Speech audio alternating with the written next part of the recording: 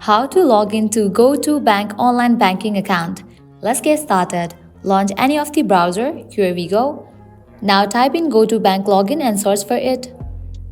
Now click on the very first website option, Go2 Bank, open it. With that, you will land to the official website of Go2 Bank. Now over here you can see 3 bars, click on it.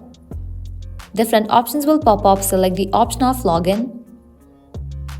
With that, you will land to the login page. Now you have to fill this, type in the credentials of your Go2 Bank, type in the email address and then password. In the case you want to save your login info, you can check in for this option of Remember Me. In the case you have forgotten your password, you can click on this option of Trouble logging in and recover it. Once you fill this, click on the option of Login, and with that you will be logged into your Go2 Bank online banking account. So this is how you can easily log into Go2 Bank online banking account. At the end, if you guys find this video helpful, don't forget to like, share and subscribe. Thank you.